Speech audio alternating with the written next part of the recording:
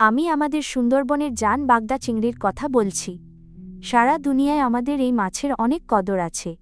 বাজারে গেলেই এখন তাজা কালো ডোরাকাটা বাগদা পাবেন। এতে আছে প্রচুর ওমেগা-3 যা ব্রেন সচল রাখে। শরীরে শক্তির যোগান দিতে এতে অনেক প্রোটিন আছে।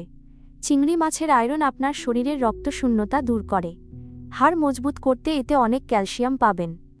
ভিটামিন ডি থাকায় আপনার রোগ প্রতিরোধ ক্ষমতা বাড়ে। রোজ এই মাছ খাইলে হার্ট অনেক ভালো থাকে।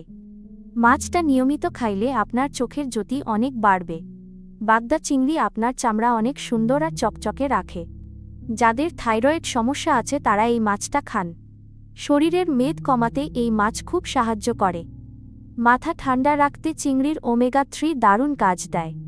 এই মাছ খুব কড়া করে ভাজা একদম করবেন না। নারকেলের দুধ দিয়ে মালাইকারি রান্না করলে পুষ্টি থাকে। সবজি দিয়ে এই মাছের ঝোল খাইলে অনেক উপকার পাবেন। দুপুরের খাবারের সময় গরম ভাতের সাথে এই মাছ খান। ভাপা চিংড়ি রান্না করলে মাছের আসল স্বাদ পাওয়া যায়।